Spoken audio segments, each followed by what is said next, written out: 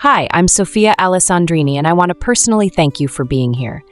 This story is close to my heart, a cozy paranormal journey full of magic, mystery, and small-town secrets. If you love shifters, witches, and a touch of romance wrapped in eerie charm, you're in the right place. Make sure to subscribe to my channel so you don't miss the next chapter or the next story. I've got more adventures waiting for you, and I'd love to share them. Now, settle in. Let's begin.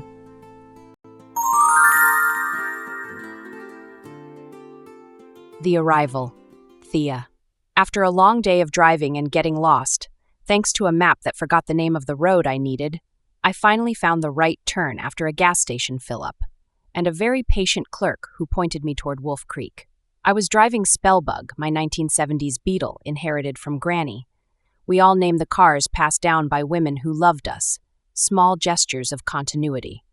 Mine got its name from my mother, who liked a little absurdity. Spellbug had been wheezing and sputtering for miles, and now, on this punctuation mark of a road, it gave its final cough. The heater spat one last dusty breath, and the engine wheezed like it wanted to be left alone. "Jiminy Christmas," I muttered, thinking my forehead against the steering wheel and accidentally honking the horn. Cute during daylight, dramatic at midnight. My fingers were numb. Breath fogged the cracked windshield. I glanced at my bag in the back seat. 15 miles to town. I wasn't about to carry it. The bag would stay. Then I felt it, my pendant warming against my throat. Headlights approached, distant but steady.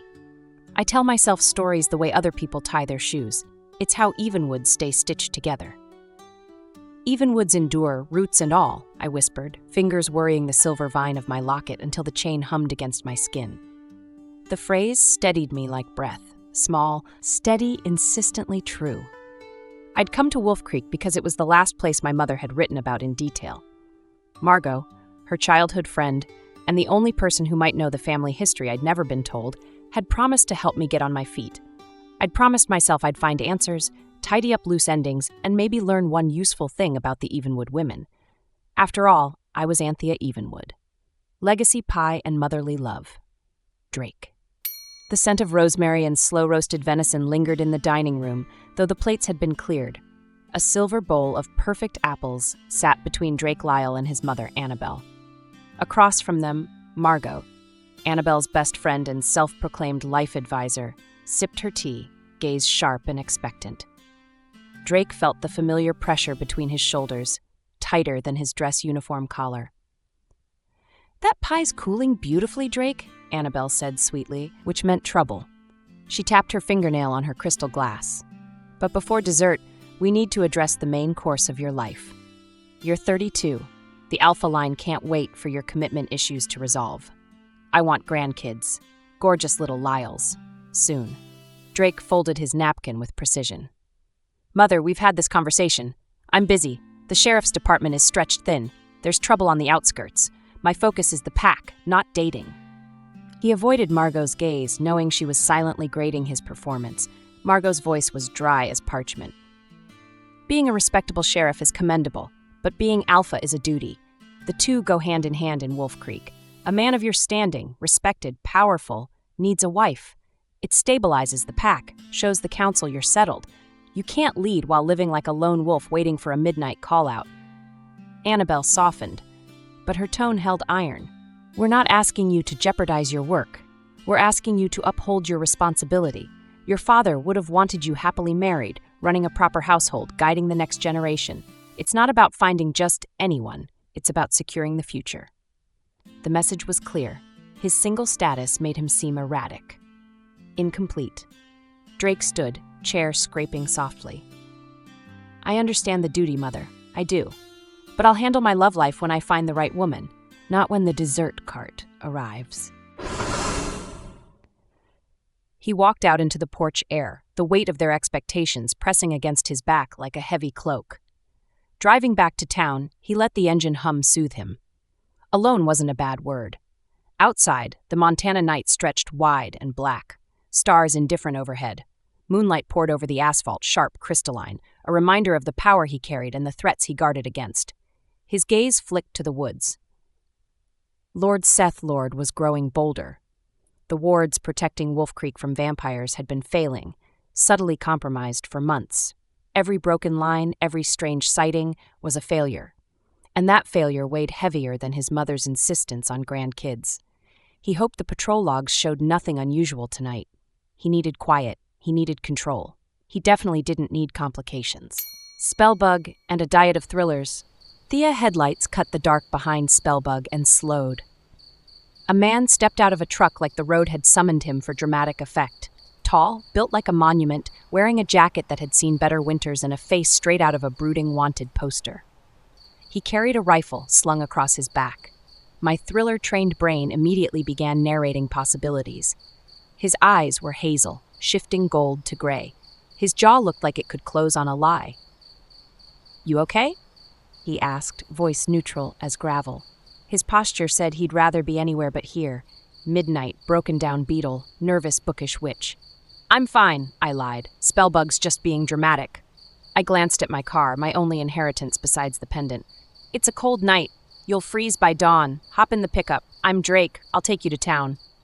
He gave me a once-over, lingering a second too long. I stared at his face for the subtle lies people carry. Habits, calluses, the way his hands stayed in his pockets, the way his jeans fit his thighs. I swallowed hard. Serial killer? Possibly. I should have been grateful. Instead, I did what thrillers taught me. "You know how this looks," I said. Guy pulls over for a stranded woman. How many endings involve a broken knuckle and a missing t-shirt? Drake blinked, amused. "Do you always narrate your impending doom in chapter headings?" "Only when I think I'm in one." "Ma'am, there are real dangers out here. I'm not one of them." But thrillers had trained me well. Midnight, truck, rifle, stranger. I wrapped every plausibility into dread and decided he was either a saint or a serial killer. My instincts preferred drama. After a long silence, he looked at me, then the road, then Spellbug. Finally, he offered the compromise that would define the night. "You can ride in the back."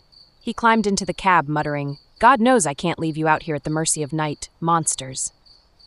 I refused again, citing thriller metaphors until he rolled his eyes. "Suit yourself." The back of the pickup or the ditch. I sighed and climbed into the truck bed. "I'll take you to town," he called from the warm cabin. "There's coffee at Full Moon Fries. Garrett lectures better with a frying pan in hand." I curled up against the wind, knees to chest, hair whipping into undoable copper knots. The night stitched itself around me, and I rode toward Wolf Creek, half frozen and half curious about the man who'd offered me a ride. Rat's Nest and Blood, Thea. He drove like he owned the road and paid it rent, steady, deliberate, and annoyingly confident. "So you're the kind of man who carries a rifle on a country road," I shouted from the back of his truck. "Let me guess, authority issues? And you're the kind of woman who names her car Spellbug and suspects everyone of murder, but would rather freeze than accept help. Charming. At least I'm honest about my paranoia. At least I'm honest about your safety." Neither of us believed the other entirely. Honesty and guns, what a comforting combo. "I'll take it. Comforting enough to keep you from walking into a pack of wild coyotes or bloodsuckers." "What?" I blinked, not sure I'd heard him right. But before I could ask, the truck rolled to a stop in the town square. "So where are you staying?" he asked, cutting the engine. "I can find my friend's place from here. Thanks for the ride." I climbed down without waiting for help, refusing to give him a name. Ouch! My hand caught something sharp on the edge of the truck. "You sure you don't want to warm up at the diner first?" I shook my head, wiping my bleeding palm on my jeans. "Thanks again." "Fine." He gave me a look, part amusement, part pity, and something else, something soft. The kind of look people give puppies, or unlucky strangers. And unlucky was the dreaded word tonight. Somewhere between Spellbug's last breath and the curb of Wolf Creek's town square, I'd lost Margot's address. I thought I'd tucked it into my travel-smeared journal, but fate had other plans. I pressed the scratch in my palm. It wouldn't stop bleeding. I walked and walked. After midnight, nothing was friendly. Not directions, not safety. I stuck to the lit streets. Main Street curled back into the square, where benches sat like judgment seats beneath dark windows and closed signs. I should have asked for help, but there was no one. Drake was long gone. I should have gone with him to the diner. I would have taken a hot drink over this bleeding trail. Cold, hungry, and exhausted, my legs stopped listening. I sat. One moment I was upright, the next I was asleep. I woke to someone shaking my arm, firm, amused, and official. "Ma'am, you can't sleep on public property," said a young man in uniform. Police lights blinked behind him. Frost kissed my cheeks as I wiped my numb face. I don't remember if I meant to go into the station or if I'd broken a law by accident. Maybe it was rebellion, maybe I just wanted warmth. They brought me inside. I sat at an empty desk, unsure if I was a criminal or just a cold girl with bad luck. I fell asleep again, like a comma dropped between sentences. Morning and morals. Morning found me blinking under hazel gray eyes. The rifle was gone. In its place, a sheriff's badge reflected my startled face in miniature. The uniform fit him like duty. Snug, no longer a brooding poster boy, but a man who looked like every father figure in small-town morality plays. I wanted to implode, or disappear under his desk, anything to escape the memory of accusing him, meekly with nervous laughter, of being a serial killer. "You're Anthea Evenwood," he said. There was something sheepish in his voice, like he'd remembered a bad joke. "How did you?" "Margot called me last night after I left you in the square. She was worried sick. You never made it home." "Great," Margot had called him. My face flushed. Embarrassment is its own small hurt, sharp as a pebble in a shoe. Am I in trouble? Vagrancy, municipal code, small-town moral panic. Plus, you scared my deputy. "I was saving the town money," I said. "Budget-friendly sleeping option." He handed me his coffee. The look he gave me carried the patience of the whole town. I took the cup. "You really thought I was a killer?" "I read too many books," I admitted, sipping the bitter brew. "Your shotgun and truck made a convincing murder set." He huffed, trying not to smile. I watched him in the pale station light and realized the gun wasn't a prop.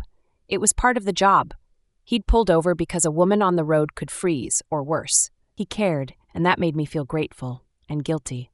"You're free to go. Margot's waiting outside." He turned toward the window, distracted by something beyond the glass. "Thank you," I said, rising. I caught my reflection in the office door, hair a rat's nest, cardigan too thin for the cold.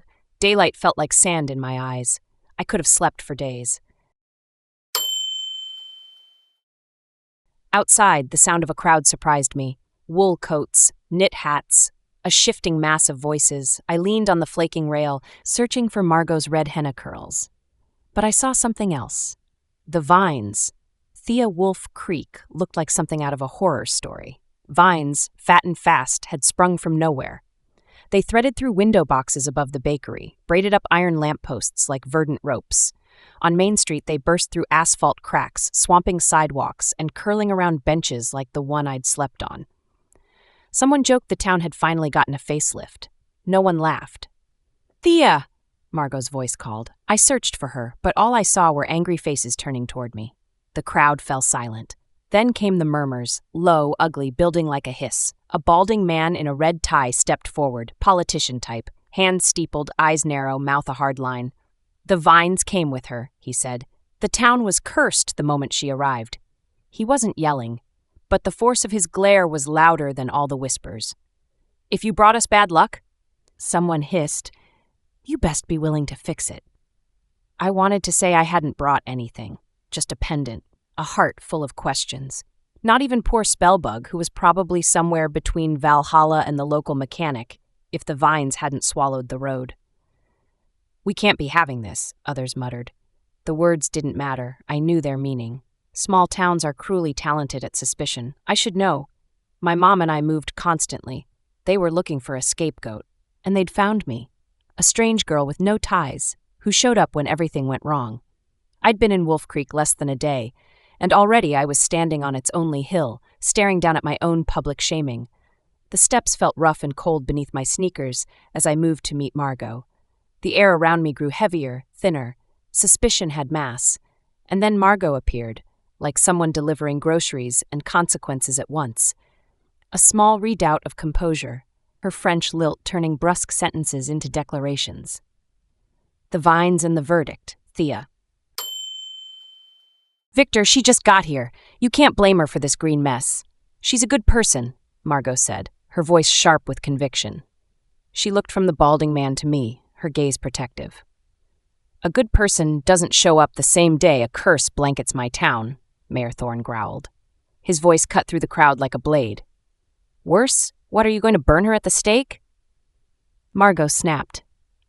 Mayor Thorne, this is Wolf Creek, not a witch trial, came Drake's voice from behind, slicing through the tension like a clean wind. I swear on my tail, girl, Thorne muttered, loud enough for me to hear, as if the phrase itself could fix things. Margot, get her home before this gets worse. Margot took my arm and steered me through a narrow alley, one of the few places untouched by vines. Her shop stood at the end, its sidewalk miraculously clean. The sign above the door read Herbal Bliss, swinging gently in the breeze. The door chimes sang a bright, airy welcome, crystals strung on silver thread, not cheap brass. The moment I stepped inside, the chill vanished.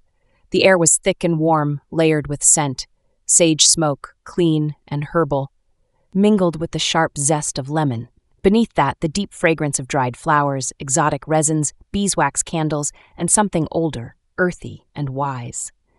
Everything on the shelves felt alive. Quartz clusters sparkled beside boxes of herbal tea and corked vials of tinctures. It wasn't just a shop. It was a sanctuary carved out of chaos. Margot led me up a narrow stair, the wood groaning a friendly tune beneath our steps. We passed her apartment on the second floor, then climbed a steeper flight to the attic. She opened the door, and the world softened. The room was a gentle embrace. Sloped ceilings leaned in like listening friends. The palette was soft sage and shabby chic white. A large iron-framed bed sat against the far wall, layered in crisp linen and a quilt embroidered with delicate pink rosettes. The dresser was antique, its paint chipped to reveal dark wood. A clawfoot writing desk nestled beneath the slanted window, and tiny potted succulents lined the sill. It smelled faintly of beeswax and clean laundry. My bag sat by the dresser, retrieved from Spellbug. Someone had cared enough to bring it here. It's not much, Margot said softly, but it's safe. It's yours now, Thea. My eyes blurred. I ran to hug her. It wasn't the police station. It wasn't the cursed streets. And it wasn't a stranger's house. It was home. Thank you. It's perfect, I whispered, and meant it.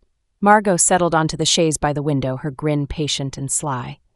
Now, tell me, what do you think of Drake? Drake? I repeated dumbly. Yes, Drake Lyle, our town sheriff.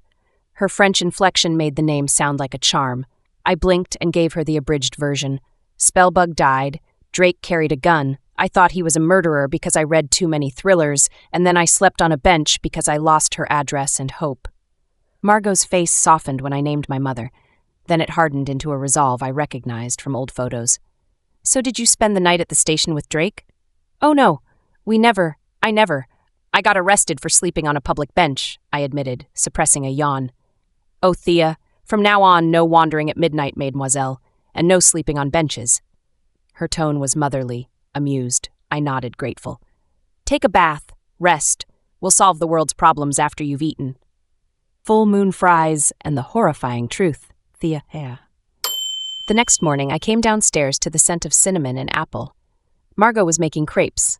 Smells divine, I said, following the aroma to the kitchen. Bonjour, she replied, setting 2 plates at the window table. We ate, and soon I was learning everything about herbal bliss. The shop was part confessional, part market for unflattering truths. People came to Margot for spells to stop the vines and cast dark glances at me while they did. As fate would have it, the town had convened a meeting at Full Moon Fries, a burger joint owned by Garrett Fangsworth. The name was absurd. The tension was not. The deep fryer scent clung to the air, mixing oddly with the sage and lemon still on my clothes. Fluorescent lights hummed overhead, matching the nervous energy of the crowd. Margot and I sat quietly among them. When Sheriff Drake Lyle walked in, the chatter died. He didn't need to shout. The silence was its own announcement. But it was the woman beside him who truly commanded the room. She was the wolf in cashmere and sensible slacks. Her silver braid coiled into a crown high on her head, regal and seamless. She moved with the precision of someone used to being obeyed. Annabelle's sharp eyes landed on our table. She crossed the room without hesitation, ignoring every other face. Margot. Good, you brought company, she said, voice low and husky. Margot placed a hand on my arm. Annabelle, this is Thea, She's staying with me. Annabelle grabbed my shoulders and kissed both cheeks with startling enthusiasm. Thea, welcome to Wolf Creek, she said, her eyes lingering too long, measuring something I couldn't name. A new beautiful face in town is always interesting, she added. Then to Drake, Thea's children will be magnificent. Her gaze swept back to me, eyes twinkling with unsettling glee. Imagine them. Auburn curls like spun copper, freckles like constellations, cheeks rosy and plump, cherubs from a Raphael painting. They'd carry the spirit of the pack beautifully. Drake flushed, shifting uncomfortably. Mom, we have a town meeting to run. Annabelle waved him off. Nonsense. Lineage is the foundation, dear. She turned back to me. Welcome to Wolf Creek, Thea. Try not to break anything important, especially not my son's heart, though you look like you could give him a challenge. I managed a tight smile, completely thrown. Had I just passed a shifter mother-in-law inspection? Annabelle returned to Drake's side. He held a worn vinyl chair for her at the head of the table. She settled in, winked at me, and Drake assumed control of the room. It's not about blaming, he said, eyes finding mine. His gaze was steady, practical, like a man given a job he intended to finish. We need answers, not accusations. He didn't sound cruel. He sounded like someone who carried responsibility the way others carried weapons, and the calendar, I suspected, was full of threats. The Vampire Lord and the Vine Siege. Thea. The vines aren't just a distraction, Drake said, scanning the anxious faces. They're an opening. They've broken the town's boundaries. The wards are no longer active. His gaze swept the room, pausing briefly on Mayor Thorne, whose usual self-importance seemed to deflate under the weight of that truth. The town's ancient secrets were bleeding out. Vampires were real. A low gasp rippled through the diner. Margot squeezed my hand under the table. It's why we've seen movement from Iron Creek Castle and across Grizzly Peak, Drake continued. Lord Seth is mobilizing his daylight minions as of this morning. I leaned toward Margot, whispering, Seth? Who is this lord? Her face went chalk white. She barely breathed the word. He is a vampire lord. The sound hit me like a dull shock. I blinked, waiting for a joke, a correction. Vampires? I'd read about shifters, sure. Margot fancied herself a good witch, but vampires were supposed to be mythic background noise, not an active threat to a vine-choked mountain town. A chill ran through me, deeper than the curse or the crowd's suspicion. I looked around at the tense faces. Shifters, witches, townsfolk. At Margot, my one defender. At Drake, who had pulled me from the roadside and now stood as the town's anchor. I'd come to Wolf Creek for a fresh start. Instead, I'd become the prime suspect in a curse that was apparently just the opening act for a vampire named Lord Seth. I was in way over my head. We have food and supplies to last 3 days, Drake said, his voice steady against the diner's hum. Clothes rustled, voices murmured like a nervous animal. His mother, Annabelle, scanned the room like a woman who'd memorized the town's inventory of care. The green tide had sealed off the only road in or out. Everyone knew the truth. 3 days wasn't enough. From her quiet corner, Olive, the baker from Moonlit Crust Bakery, and in Fairy with cute pointy ears most people pretended not to notice, spoke up. Her voice was quiet, but it carried magic. The bread will be baked as it always is, Olive said, her expression earnest. But I won't just feed your stomachs. The Fae have old wards. Every loaf, every tart, hedge magic to keep the worst of the ill luck out. She paused, her gaze resting on weary faces. If the roads stay closed, my magic will keep the ovens full. Moonlit Crust Bakery will bring whatever Wolf Creek needs to survive. There will be enough. No one will go hungry while the curse holds us captive. Relief swept the room like a wave breaking against stone. The elf baker had just solved the town's most immediate, terrifying problem. Well, Annabelle said, her voice low and husky, dry warmth cutting through the tension. She gave a single, tight nod, the highest praise she seemed capable of. Moonlit crust bread always had a bit of common sense to it. That's a damn sight better than watching the rest of you chew the furniture waiting for the world to end. Her gaze traveled from Olive to Drake, then back to the crowd. I understood, suddenly, why everyone looked to Drake for authority, but they looked to Annabelle for judgment. A small, fragrant denial.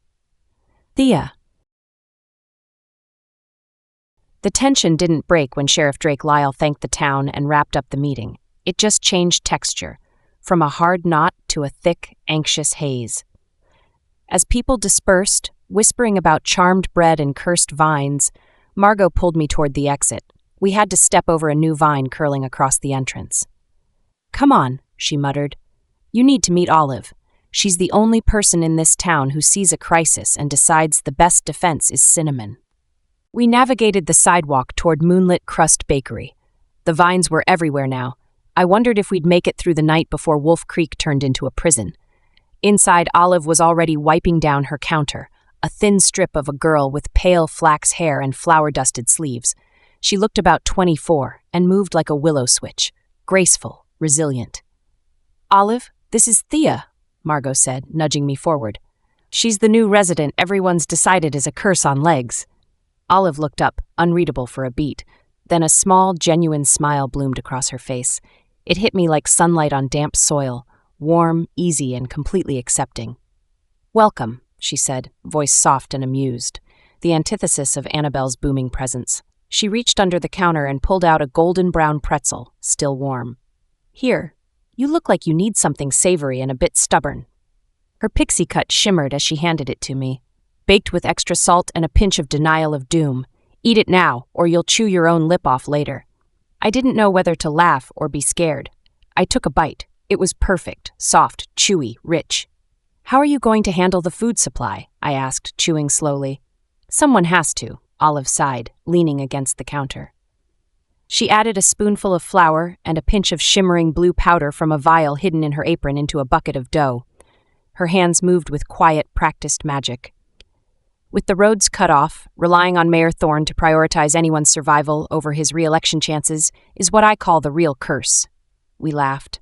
The sound felt ridiculously loud and necessary. "I like you," I said, the words arriving before the thought. "We should be friends." Olive's eyes crinkled. "We already are, Thea. You took the pretzel and didn't ask how I was going to feed 50 people with 2 sacks of sugar. That tells me everything I need to know." Green gridlock and whispers of history. Thea. By late afternoon, the light had turned a sickly, sulphurous yellow, filtered through the thick canopy the curse was weaving overhead. I stood on Margot's top-floor landing, gazing out the slanted window of my new room. From this height, the full horror was visible. It wasn't creeping ivy anymore. It was a hostile takeover. The vines had metastasized overnight, thick, tightly woven, forming a solid living roof over Main Street. The town square, once a pleasant gathering space, was now a bulging emerald mound. The statue in its center had vanished beneath the green tide. On the ground, walking was nearly impossible. Ropey growths erupted through every seam and crack, climbing lampposts to meet the ceiling above, then dropping down again like heavy ropes. Sidewalks were impassable, covered in a churning mass of leaves and tendrils that moved slightly in the stale air. Cars sat abandoned, their tires and windshields claimed by the vines, immobile planters in a cursed garden. Wolf Creek wasn't just cursed, it was gridlocked in organic iron. Then a raw electronic voice sliced through the silence, echoing off buildings and rustling leaves. "Attention, all able-bodied residents! Attention, all members of the Wolf Creek community." I looked down and saw Drake's deputy, a young woman with a determined stride, driving a military-style surplus vehicle down what used to be Elm Avenue. She held a heavy megaphone to her mouth. "The situation has deteriorated. Everyone that is able is required to report to the police station immediately. Emergency meeting. I repeat, police station now." I turned to Margot, who had just come up the stairs with a basket of dried herbs. Her face was tight with worry. "Well, that sounds utterly non-optional," I said, watching the deputy's vehicle fight its way around a bus stop, now resembling a mossy bird's nest. Margot sighed, dropping the basket with a soft thud. "When Drake sends the megaphone out, it means he's officially stopped pretending this is a standard Tuesday. And if they're holding it at the station," she shook her head, "it means they need protection. Our place is probably too exposed." "They'll still assume I'm to blame for this, won't they?" I asked, gesturing toward the mess outside. Margot pulled on a sturdy wool coat. "Likely, but they can't throw rocks while they're busy listening to the Alpha strategize. Come on, Thea, we need to get back out into that green mess." Fantastic, I muttered, pulling on my boots, just as I was getting comfortable with magically conjured bread. Don't worry, Margot said, squeezing my shoulder. If they get too aggressive, I'll turn Mayor Thorne's shoes into loaves of sourdough. I chuckled, until I saw the green chaos outside our door. Within hours, every garden in town had woken up like someone had watered sleep. Window boxes overflowed with thorny tangles, roses reared like green catastrophes. Even the cracks along Main Street bulged with vines thick as dinner plates, climbing into the air to braid around lampposts. People crowded their doorways, mouths shaped into O's, fists pressed to temples. Why is our entrance free of vines? I asked as we threaded through the chaos. Margot, ever direct, came out armed with a satchel of herbs and a scowl that said she'd seen this spellbook cover before, and hated the ending. Because I didn't just hang pretty chimes on the door, Thea. The shop is keyed to a ward, a localized knot of protective magic. It keeps out bad luck and, apparently, overly aggressive foliage, but it only covers the property lines. Now watch your step. That vine looks hungry. The curse, the hollow, and the pendant, Thea. Inside the police station, Drake Lyle looked more burdened than ever. He didn't sit. He addressed the core group, mostly shifters and older town members. We all know who's been asking about old maps, odd treasures, specifically about Sapphire Hollow. His voice cut through my growing panic. My family has protected knowledge about Sapphire Hollow for centuries. Lord Seth believes the curse will hide him long enough to find it and eliminate the threat of daylight. He wants to walk at noon. The ambition hit me like a punch. This wasn't just a local problem. This was history, power, a vampire who wanted to rule the day. We need history, Drake said, rubbing the back of his neck. Wolf Creek wasn't just dealing with a magical green plague. It was in the path of an immortal noble who considered centuries his property. A man near the back, deeply lined, cleared his throat. Old Florence used to sing a lullaby to the children, said the stones in Sapphire Hollow were watching. If you were bad, a man cold like winter ice and long teeth would come steal your laughter. A woman nodded. Florence, haven't heard that name in 50 years. She talked about a blue glow in the water after storms. It was the first time anyone had named my grandmother Florence in public without the hush of a funeral. The sound cracked something in my chest. Then from the corner, a whisper offered the most important piece. There was a pendant. Went missing before the mill closed. Everyone said it just walked off, deep blue, like a chunk of the lake in moonlight. The world stopped, skipped a beat, continued. The pendant was real. It had been missing for decades, and it was now around my neck. Did my granny steal it? He's been looking for the pendant ever since Florence left, someone said. The vampire wasn't just drawn to the curse. He was settling old business with Drake Lyle's family. Drake's jaw tightened. He hadn't asked about lullabies or whispers, but they'd given him a piece of the puzzle. And then my pendant decided to be useful. Drake noticed the glow above my teal turtleneck. His expression went distant, like someone recognizing an old map. I felt the pendant pulse against my collarbone. I whispered, like a promise and a creed, even woods endure, roots and all. Gratefully, he was the only one who noticed. I slipped the pendant under my sweater, hiding the glow. The meeting was nearly over. Olive has done more than feed us, Mayor Thorne said. She's posted additional wards at the town entrance. In the meantime, if you can contribute, books, knowledge, anything, it will be welcome. The pendant and the plan. Thea, it was ridiculous and true in awful measures. I had the object the town's old stories circled like a magnet. The pendant warmed against my skin, and a small voice, less command than suggestion, tugged at my memory. Sapphire stones, ancient lullabies. The vines had an origin and an audience. If the town was a chorus, it was now my place to find a note that fit the music. We weren't heroes. We were people with roles. But which was mine? For the first time since Spellbug's last sputter, I felt like I'd arrived somewhere that might let me stay. A sense of belonging I hadn't felt since I was a child, stealing honey cakes off a windowsill and learning the cadence of my grandmother's lullabies. But I didn't know how to help Wolf Creek solve this curse. Unexpected alliance. Thea.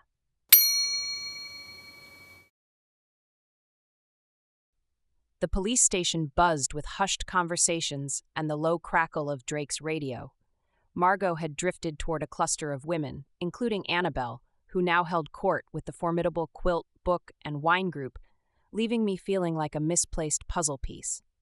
I leaned against a cold metal filing cabinet, trying to make myself small. The general consensus still seemed to be that I was the living, breathing cause of Wolf Creek's arboreal apocalypse. Annabelle's silver braid bobbed as she made a point, probably about 5-card stud versus Mayor Thorne's wife's blustering. Margot caught my eye and offered a small, reassuring smile. Then a shadow fell over me. Trying to blend in with the walls, Thea? Drake's voice was a low rumble, surprisingly gentle. He stood close, his scent, pine and something distinctly lupine, filling my space. Up close, I saw the deep lines of worry etched around his hazel eyes, but also a spark of quiet intensity. I looked up, a retort forming, but it caught. He was imposing, yes, but not threatening, more captivating. Just admiring the excellent last-century moldings, I said, trying to sound nonchalant. Surprisingly well built for a town currently being eaten by wild foliage. A slow smile tugged at his lips. It's our lineage, history and tradition. Though I wish we could upgrade our filing systems, a lot of paperwork ends up in a wolf's mouth when left unsupervised. Is that a common problem for you, Sheriff? I asked, smiling. Lost reports, bad coffee, chewed pencils, or just general canine mischief? Comes with the territory, he chuckled, gaze lingering on my face. A blush crept up my neck. Speaking of territory, I saw you talking to my mother. Did she offer you a key to my apartment yet? My eyes widened. She might have mentioned something about children with auburn curls and freckles. Drake groaned, running a hand through his hair. I should have known. She sees every woman under 50 as a potential matriarch in training. Sorry about that. She means well. Mostly. It's fine, I said, playful. Though I'm not sure how I feel about being described as magnificent. I was hoping for normal. He leaned closer, voice dropping to a warm murmur. You are enchanting, Thea, just in a remarkably magnificent way, which in Wolf Creek is far more useful than normal. My cheeks burned. Electricity hummed between us. Then his expression shifted. The playful light dimmed, replaced by gravity. That pendant, he said softly, near a whisper. He sounded like a man who'd seen a page that changed everything. You know it? I asked, throat tight. He nodded, gaze distant. My family kept old records. Evenwood comes up. That pendant. My grandmother spoke of a hollow where stones sang like a river. If it's what I think, you might be the key to why the vines woke, or the answer to the curse. It's the only thing my mother left me. She inherited it from my granny. My mother, a reluctant witch with a pendant and a heart full of unlikely stories. You help me figure out the how and why. I keep the town functioning while we get answers. No blaming, no theatrics. And if I'm wrong about you being dangerous, you owe me a cinnamon roll. He gave me a lopsided grin. I smiled back. Then we work together, I said, offering my hand. His hand, holding a town together without breaking it, met mine. The town wouldn't be overrun if people organized pantry lists and pushed back with shears and stubbornness. The bakery would bake. Olive would charm the dough. Margot would instruct. Annabelle would litigate. And Drake would stand between the town and the things that smelled like opportunity. It was a start. Bloodlines. Thea. Back at Margot's place, the urgency had faded, replaced by strangeness. She bustled in the kitchen while I paced her wooden floor, still processing Drake's revelation. The pendant. Sapphire Hollow. Seth Lord. My family. His family. Thea, stop pacing, Margot said, wiping her hands on a linen towel. You'll wear a groove in the floorboards. Come sit. We need to talk about what you are, not what the town thinks you are. I'm a bookstore manager who just lost her job, is homeless, and may be arrested for municipal sabotage or burned at the stake for causing a town curse, I said, dropping onto her antique sofa. Margot set a tray on the coffee table, 2 whimsical mugs and a dish of dried herbs. No, that's what you did or didn't. We're talking about what your blood does. She handed me a mug of dark, fragrant tea. Drink. It's nettle. Good for nerves and resisting nonsense. And stop calling me an herbologist. I'm a witch. And your grandmother, Florence Evenwood, was one of the most powerful witches this region has ever known. I gripped the mug. My grandmother was a cook, a sweet, eccentric woman who liked wine, knitting, and quilting. She was also a witch who brewed nettle tea to ground spiritual energy, Margot said, gesturing to the mug. The vines won't respond to Drake's loud questions. And they won't respond to my lemon oil. I suspect Lord Seth set this curse as a beacon to alert him when Florence returned to Wolf Creek. But she's gone, I said. Margot's eyes held mine, serious. Most dark curses are blood spells, performed with blood. The realization hit me like a blow. You mean Lord Seth used my granny's blood? Unfortunately, yes, it dawned on me, which means my bloodline switched on the curse? She nodded. It didn't start the curse, but your arrival, your bloodline, activated the trap. So I should leave town immediately, I said, standing, desperate for anonymity. Arrête, Thea, she said, gripping my arm. Her fingers were surprisingly strong. It's too late. The curse needs to be broken now, and we must ask the only person who knows the history and the magic of the Hollow. I stared at her, reeling. You mean Drake and his family records? I mean Florence, Margot said simply. We're going to hold a séance. Lavender and haunted tea. Thea. The séance in Margot's dining room was entirely domestic. She drew the heavy curtains and lit a ring of candles around the small table. Smoke filled the air, lavender, sage, and something older.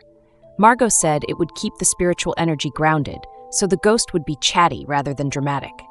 I was skeptical, but being the unwitting engine of a curse was worse. I closed my eyes, focusing on the flickering flames and the silent pulse of the sapphire pendant tucked beneath my shirt. When she arrived, it wasn't with a spectral chill. Florence simply appeared, settling into the armchair across from me like it had always been hers. I could swear I smelled lavender and sugar cookies. Childhood scents.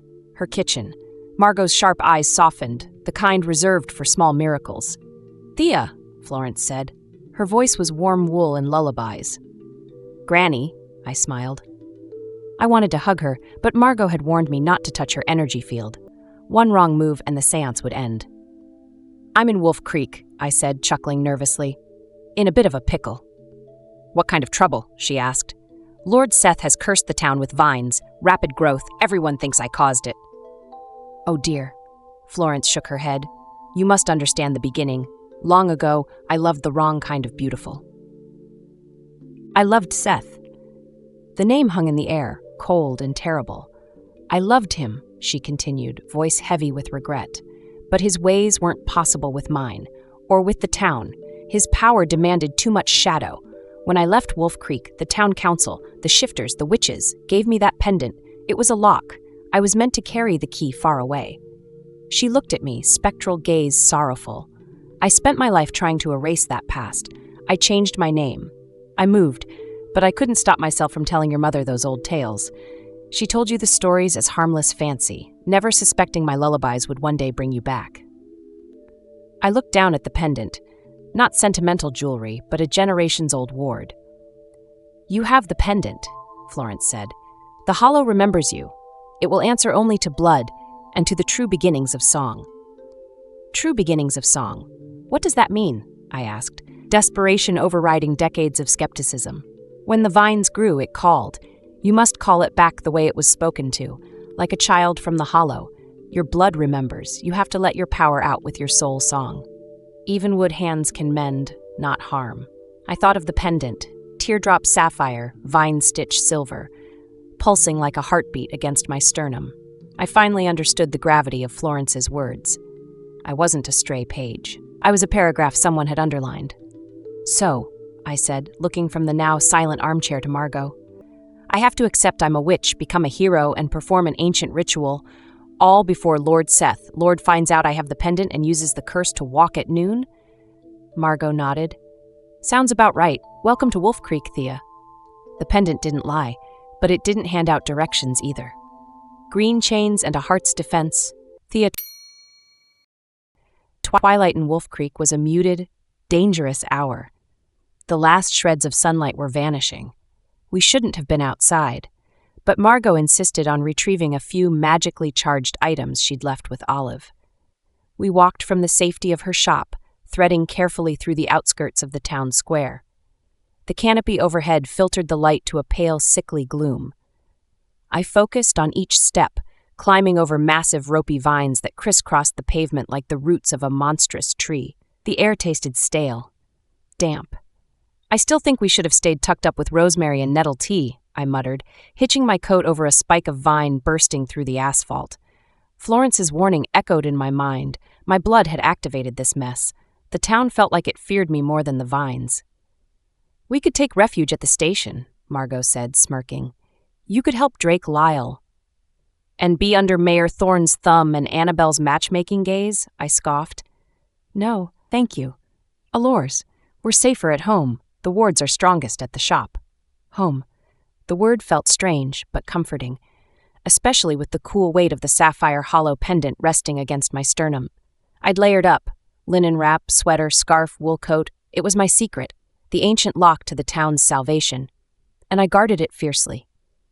We neared the center of the square when the atmosphere dropped, not in temperature but in noise. The rustle of vines, the distant crackle of police radio, gone. Silence, absolute, unnatural. 5 figures stood where the town statue used to be. One was tall, immaculate, dressed in a midnight suit, untouched by grime. Lord Seth. He looked like a statue carved from snow and malice. His 4 companions were silent shadows. Lord Seth's eyes, dark fire and blood, found me instantly. He didn't dash. He walked. Glacial. Practiced. The Sapphire Grotto, Thea. The journey to Lord Seth's castle, Grizzly Peak Spire, maybe Shadow Cloister, was a blur of cold air and suffocating speed. I was hauled, not led, through choking vines and up a dark road that climbed steeply out of the valley. The vampire's grip was bone deep, non-negotiable. We didn't stop in any grand hall. Lord Seth was too focused for pomp. He dragged me past dust-shrouded velvet furniture and up a winding stone staircase. My coat, sweater, and scarf kept the sapphire hollow pendant hidden. Its cool weight was a silent promise against my skin. He shoved me through a bolted door that opened not into a cell, but into a descending tunnel. The air grew colder, damp. It smelled of ancient stone and mineral water. The path twisted and sloped until we entered a vast subterranean space. A grotto, a colossal cave, dimly lit by magical lanterns casting long, watery shadows. In the center, a pool of impossibly clear black water fed by a crystalline spring that dripped from the ceiling. Tink, tink, tink. The walls shimmered with moss and mineral deposits. Lord Seth finally released my arm. His eyes gleamed. Quite the space, isn't it? He said. I spent a fortune on this property, thinking this grotto, this beautiful damned spring, was the famous Sapphire Hollow. I bought the wrong address, it seems, but close enough. He circled the pool, voice echoing. Tell me about your grandmother, Florence Evenwood. I rubbed the raw skin on my arm, trying to steady myself. The air here was thick with unseen energy. The pendant pulsed, not just cool, but frantic, like a trapped bird. This wasn't the hollow, but it was part of it, a nerve center. What do you want to know? I asked, voice surprisingly steady. Her habits, her magic, which cities she lived in after she ran like a frightened mouse. Lord Seth snapped. Did she keep secrets from your mother? Did she ever speak of an artifact, a pendant, she was foolish enough to carry? I leaned back against a rock, trying to contain the pendant's energy. If you're asking for my grandmother's current address, you're out of luck. And as for our travel habits, you'd have better luck asking which city we didn't live in. My mother was restless. Maybe it was inherited. She told stories about Wolf Creek, old family tales, nothing about locks or ambitious vampires. Lord Seth's patience snapped. He crossed the space in 2 smooth strides, his face a mask of fury. Lies! The truth is boring, Lord Seth, I said, holding my ground. And my grandmother was excellent at being boring. Why else would she leave you? The Alpha's charge, Thea. Above us, the night split open with a sound that shook the very stone of the grotto, a massive coordinated roar. Frustration, rage, pure primal adrenaline. Drake Lyle was not alone.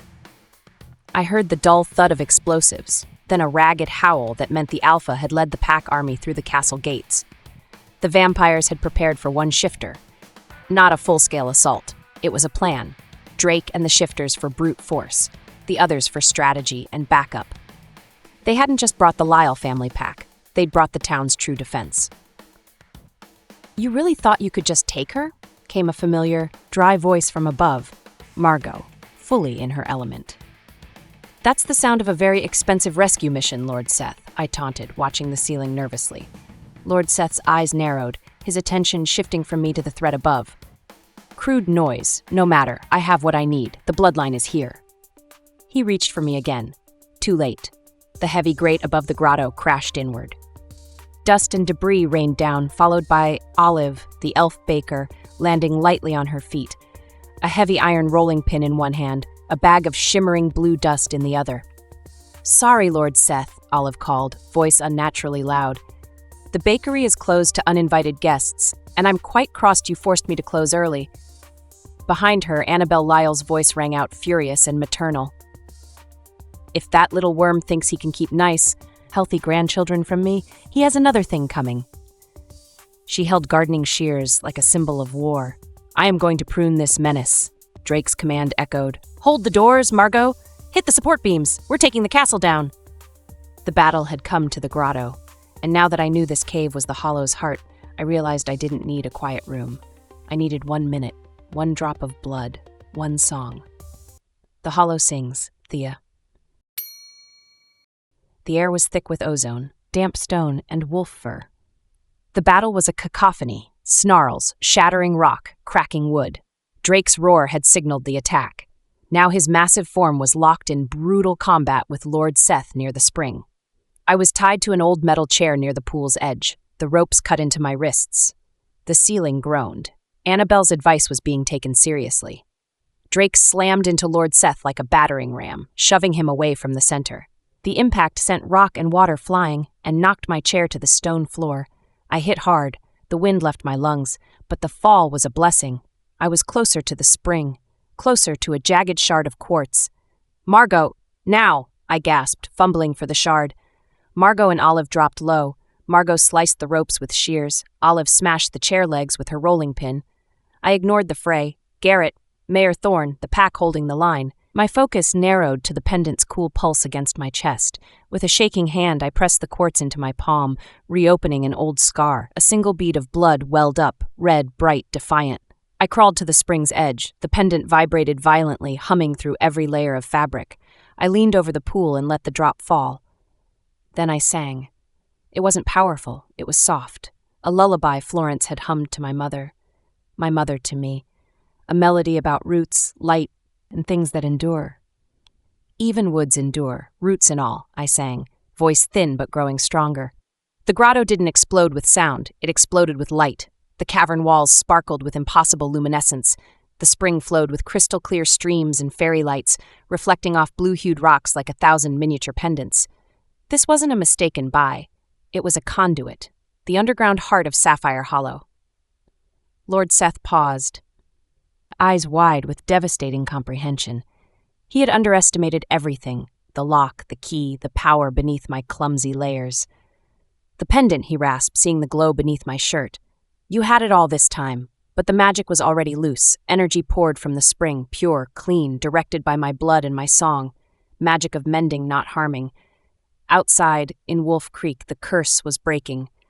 I imagined vines hissing as they retracted, pulling back into the earth. The green ceiling vanished, moonlight poured into the town square. Lord Seth screamed, not in pain but in impotent rage. His shield, his army, his leverage, gone. "We retreat," he bellowed. His minions evaporated into collapsing tunnels, leaving the ruined grotto behind. The echoes faded, only the tink-tink-tink of the spring remained, and my ragged breathing. Then, 2 powerful arms around me, pulling me from the water, crushing me against a warm, solid chest. Drake, covered in dust and mud. Gold eyes fading to brown, he buried his face in my hair, trembling with battle adrenaline and relief. "You idiot," he whispered, voice thick. He touched the cut on my palm. "You amazing, incredible idiot." He didn't wait for a response. He kissed me. Fierce, desperate, relieved, real. Everything Annabelle had planned. Nothing she could have orchestrated. He pulled back, holding my face in his warm hands. "Don't you ever," he said, alpha authority softened by sincerity. "Don't you ever leave me again, Thea, not for a day, not for a minute. You hear me? You're home." I leaned into his strength, the pendant resting against the man who held me. "I hear you, Alpha," I whispered. Epilogue. Front porch, after midnight. The porch light spilled a warm puddle across the steps as Drake knocked, twice, then once more, softer, like he was coaxing the house awake. Thea leaned into his shoulder, her scarf trailing a curl of cinnamon-scented air from the movie night popcorn. Beside them, Andre, 7 years old and full of heroic bedtime energy, clutched a paper crown made from a napkin and a juice box label. His sneakers squeaked faintly as he bounced on the balls of his feet. Annabelle opened the door in a state that could only be described as post-Twister glory. Her braid was half undone, one sock missing, and a smear of chocolate pudding decorated her cheek like war paint. "You're late," she announced, breathless and triumphant. "I was about to declare myself queen of the floor tiles." Andre barreled past Drake and Thea with a whoop, flinging himself into Annabelle's arms. She caught him mid-spin and planted a kiss on his forehead. "You, young man, are a menace. I haven't bent like that since the Clinton administration." From inside, Margot appeared in the hallway, her red curls pinned up with a pencil and a sprig of rosemary. She wore a linen apron dusted with flour and a look of amused exasperation. "Bonsoir," she said, arching a brow. "Your son has the flexibility of a baguette and the energy of a squirrel on espresso." Thea laughed, stepping inside. "We brought him home in one piece, mostly." Margot handed her a mug of chamomile tea, already steeped. "You will need this. He tried to teach me how to do a backbend. I told him I am French, not foolish." Annabelle flopped onto the couch, dragging Andre with her. The living room was a battlefield of board games, socks, and a half-eaten tray of brownies. "Now," she said, pointing a dramatic finger at Drake and Thea, "when are you going to get me a granddaughter?" Drake raised an eyebrow at Thea, who was already biting her lip to keep from laughing. "Should I tell her?" he murmured.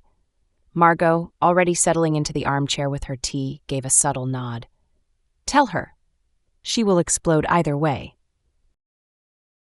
Thea's smile came slow and steady. The pendant at her throat hummed faintly where it rested beneath her scarf. She slid onto the rug opposite Annabelle and curled her fingers around Andre's small ones, her other hand resting lightly over her belly. "We came to pick up our little storm cloud," she said, nodding toward Andre, "but we also have news." Annabelle looked up from her knitting, one eyebrow raised, a stitch paused mid-loop. "News?" she echoed, her voice already tilting toward suspicion and hope. Drake stepped forward, his hand brushing Thea's shoulder as he sat beside her.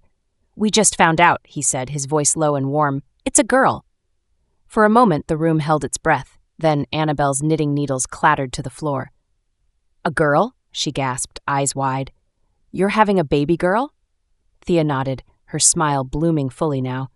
"We are. She's healthy and stubborn already." She kicked the ultrasound wand when the tech tried to get a picture. Annabelle whooped, a sound that was equal parts astonishment and triumph, and launched herself across the rug to wrap Thea in a flour-dusted hug. "A granddaughter," she cried, planting a kiss on Thea's forehead. "I knew it! I knew it! I've been dreaming of pink yarn and wolf-patterned onesies for weeks. What's her name?" Thea glanced at Drake, who gave a small nod. "We're calling her Drea," she said softly. "A little of both of us." Annabelle sat back on her heels, the name unfurling across her face like sunlight rearranging a room. "Drea," she repeated, tasting it. "Perfect. Magnificent. The world will not know what hit it." From the kitchen doorway, Margot appeared, wiping her hands on a linen towel, her eyes already misty. "Enfin," she said, voice thick with affection. "I was wondering how long it would take you two to make something that powerful." Annabelle turned to her, eyes gleaming. "Did you hear that, Margot? A granddaughter, a little Evenwood Lyle hybrid with curls and opinions." Margot smiled, stepping into the room. "I will start the protective charms tonight, and perhaps a lullaby spell, just in case she inherits her mother's talent for waking magic." Andre scrambled upright, crown in hand, eyes wide with conspiracy. "Can I be king of the baby?" "You can be her knight," Drake said, pulling Thea close until their elbows knocked books from the stack. He rested his chin on her head, lips grazing her temple. "You're home," he whispered, as if naming it made it true. Annabelle's shawl slid further off one shoulder as she settled back, looking less like a matron and more like a queen who had just been handed the map to a new kingdom. "Good," she said at last, knitting needles retrieved and resuming their patient rhythm. "Because grandchildren do not wait kindly. They stomp and they demand jam and they make you young again." She glanced at the two of them, mischief and love braided tight in her gaze. "Besides, I need someone to blame when the next vine decides to redecorate the town." Margot raised her teacup. "To Drea," she said. May she be fierce, kind, and just a little bit wild. Thea smiled, her hand resting over the quiet thrum of the pendant and the tiny heartbeat beneath it. She already is.